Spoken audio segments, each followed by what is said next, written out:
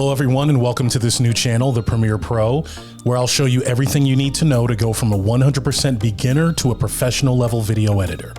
We'll release at least one new tutorial every week, and if there's anything you would like to see covered in the future, let me know in the comments.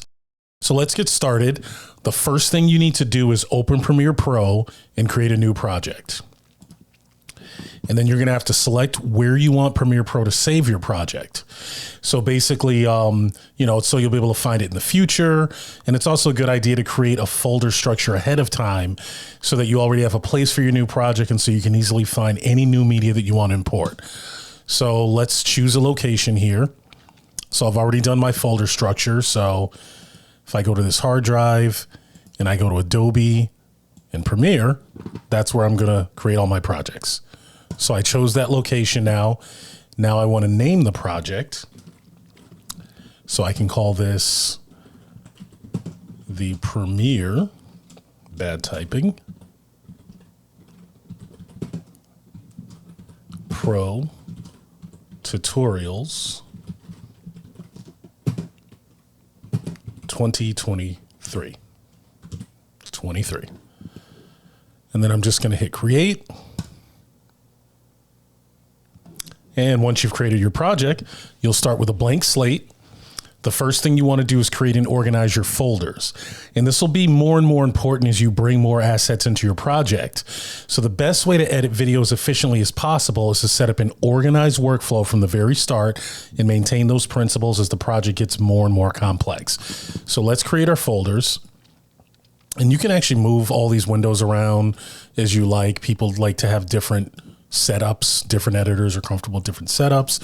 So really, however you want to move these around, this is very modular and you can have fun, or modular actually, and you can have fun, customizing this the way you like. And as you have more in here, obviously it'll become more apparent what you like and what you don't like. So basically, to get our folder started, you can either right click new bin, or you can do it down here too. New bin, same thing. And what I like to do is I like to have a hierarchy of folders, and I like to keep it very simple at the beginning so that when you open the project, it's very clean, and then you can create subfolders for whatever you need for that particular project. But for every project, at the end of the day, there's really only three things that everything's going to fall into the category of. It's either going to be video, audio, or graphics.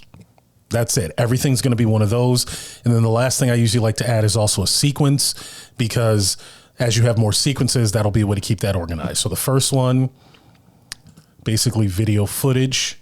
So I'm going to call that, and I like to, again, this is personal preference, I like to capitalize just so they stand out more. So I'm going to do footage. Going to create another bin. I'm going to call this audio. And I'm going to create another bin called graphics, GFX for short. And then the last bin I'll create will be called sequence. Again, this is personal preference, but I find this is a very organized way to do it. And then as you add more and more stuff, you can create subfolders.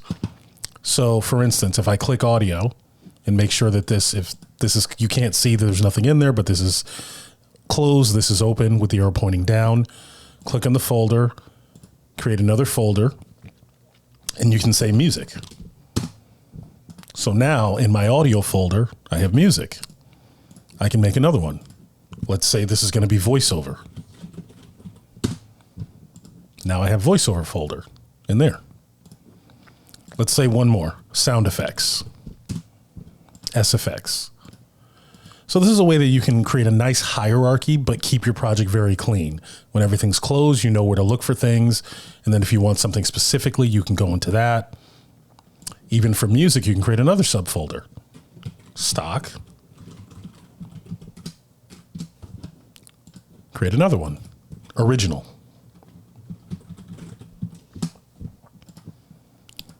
So you can start to see the hierarchy form, so it's nice and clean. But if I want my music, I can say, well, that's going to be in audio and that's going to be in music. And do I want my stock music or my original music? So you get the idea. In the next video, when we create a sequence, we'll start to populate this, footage, graphics, likewise. But that's really it. You now have a fresh, new, organized project. Thank you for watching Volume 1. In Volume 2, I'll show you how to import audio and video into your project, which is the step that will get you ready to start editing.